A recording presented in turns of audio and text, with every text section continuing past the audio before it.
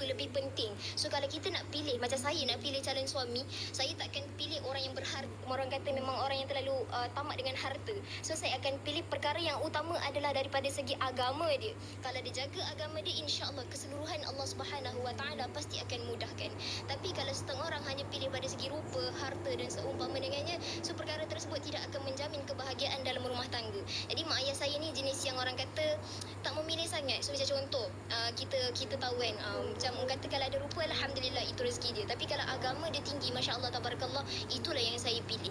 Ya Allahumma salli ala Muhammad. Dan mak ayah saya pun akan follow. Selagi mana lelaki tersebut boleh menjaga seorang wanita, selagi mana lelaki tersebut boleh bertanggungjawab untuk menjaga seorang wanita, maka mak ayah saya tak jadi masalah. Tapi kalau lelaki tersebut hanya semata-mata untuk mempermainkan wanita, hanya semata-mata nak mencuba-cuba sahaja, so memang akan kenalah dengan mak ayah saya. Dia begitu. Terjawab ke soalan? Terima kasih sama-sama. Ya Tarim Kak. Allah.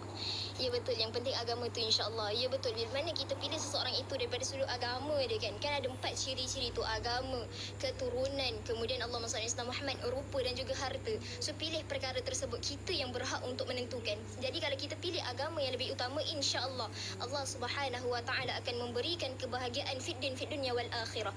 Jadi nak dikatakan dekat sini, harta kita boleh cari sama-sama. Tapi kalau kita tak dapat ciri-ciri agama yang pertama ini, sangat susah untuk kita mendirikan rumah tangga. Dia Allahumma salli ala sayyidina Muhammad. Waalaikumsalam yang memberi salam. Untungnya dapat wanita. Tidaklah untung, sebab saya pun banyak dosa, saya pun banyak lagi kekhilafan yang perlu diperbaiki. Dia Allahumma salli ala sayyidina Muhammad. Insya-Allah bila mana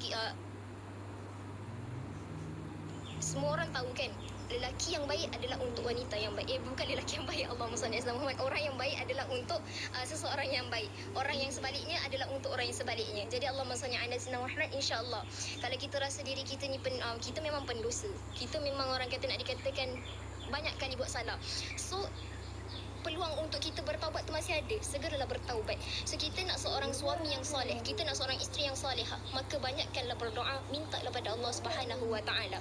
Bukan dengan cara kita cari dia dekat lead match lah, kita cari dia dekat mana lagi, Baitul Muslim. Itu memang orang kata ikhtiar kita.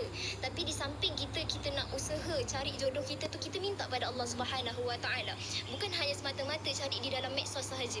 Bukan kita buka TikTok ni yang kata okey, tempat untuk kita mencari jodoh, tempat untuk kita bertemu dengan seseorang. Tidak. Jadi Allahumma salli ala Muhammad, kita tak kenal orang dekat dalam medsos ni macam mana. So bila berdepan, bila dah kenal dia perlahan, insya-Allah kat situlah baru tahu dia keadaan dia tu macam mana. Ya Allahumma salli ala sayyidina Muhammad. Nak pilih jodoh sekarang bukan senang, sahabat-sahabat semua. Ya Allahumma salli ala sayyidina Muhammad. Nak pilih tu biarlah cari orang yang betul-betul boleh jaga hidup kita, boleh jaga sama-sama, boleh faham di antara satu sama lain. Gitulah insya-Allah. Moga-moga Allah Subhanahu Wa Taala berikan kekuatan pada kita. Waalaikumsalam yang beri salam. Harta tak menjamin kebahagiaan, benar.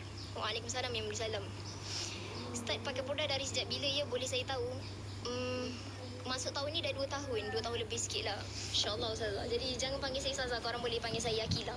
Ya Allah Masya Muhammad, saya tak selesa untuk orang panggil saya Ustazah, sebab saya sangat-sangat tidak layak dengan title tersebut. Nak bawa gelaran Ustazah itu bukanlah semudah itu. Nak beri kencing ke? Subhanallah. Assalamualaikum warahmatullahi wabarakatuh. Ya Allah. Waalaikumsalam yang beri salam. Zulhafiz, terima kasih. Semoga Allah Subhanahu Wa Taala luaskan rezeki. Yang tap-tap skrin juga, terima kasih. Masya Allah. Assalamualaikum. Waalaikumsalam. Allahumma salli ala sayyidina Muhammad. Tip istiqamah jaga